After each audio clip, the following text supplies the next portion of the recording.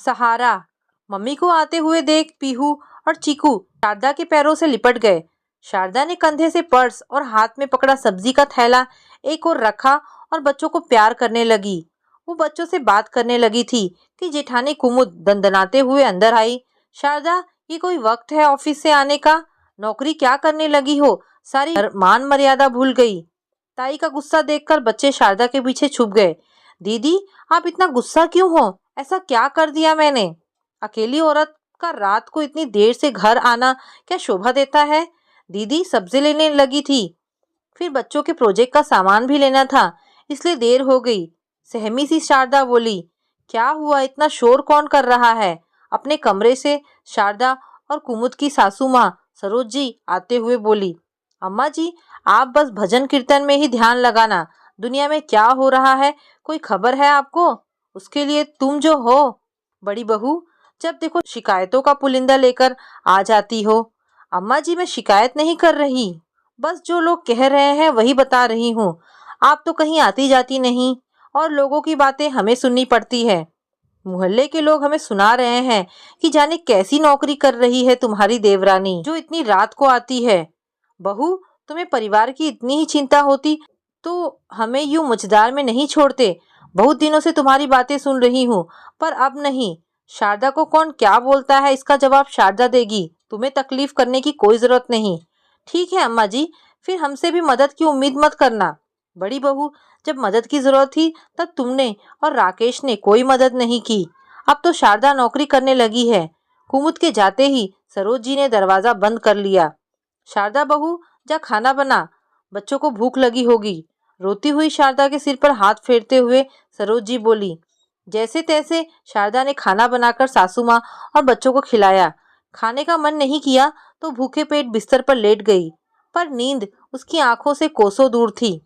सरोज जी के दो बेटे बहू थे, बड़ा बेटा राकेश और बहू कुमुद और उनके दो बच्चे, छोटा बेटा राम, बहू शारदा और उनके दो बच्चे।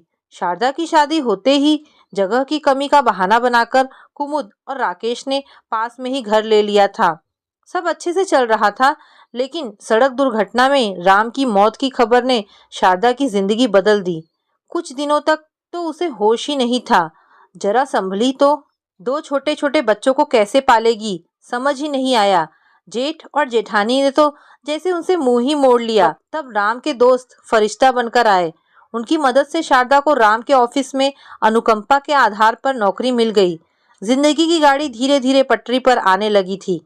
सरोज जी गठिया के रोग के कारण कुछ कर नहीं पाती थी, लेकिन शारदा को संतोष था कि बच्चों को घर में दादी का सहारा है।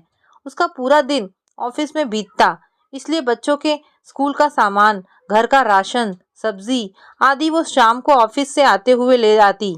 इसके कारण उसे कभी कभी देर हो जाती।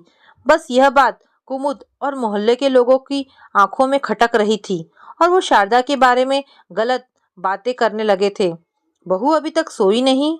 सरोज जी आधी रात को पानी पीने किचन में आई थी। शारदा के कमरे की लाइट देखकर उसके पास चली आई। अम्मा जी, नींद नहीं आ रही।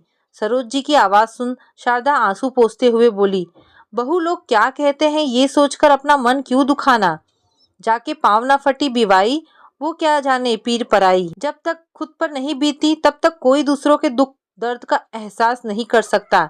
इसलिए हमारी परेशानी और मजबूरी वो लोग क्या समझेंगे। अगर लोगों की बातों से कमजोर पड़ी तो लोग और दबाएंगे।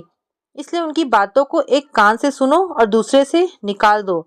सिर्फ अपने और अपने बच्चों के भविष्य के बारे में सोचो। लेकिन अम्मा जी, लोगों की सोच इतनी गंदी होगी सोचा नहीं था। जब लोगों ने सीता माता को नहीं छोड़ा तो हम तो आम इंसान हैं। राम बच्चों को सफल इंसान बनाना चाहता था, उसकी ख्वाहिश अब तुम्हें पूरी करना है। अभी तो सफर शुरू हुआ है, अभी से हताश हो जाओगी तो इतना लंबा सफर कैसे तय करोगी बहू।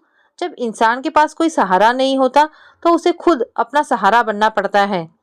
अम्मा जी, आप ठीक बोल रही हैं। मैं ही कमजोर पड़ गई तो बच्चों को कौन संभालेगा। अब ये आंसू दूसरों को जली कटी सुनकर नहीं बहेंगे, बल्कि इनमें खुशियों की चमक और बच्चों के उज्जवल भविष्य के सपने होंगे। तो दोस्तों, ये कहानी आपको कैसी लगी मुझे कमेंट करके अवश्य बताएं और इसे लाइक एंड शेयर करें। धन्यवाद दोस्तों।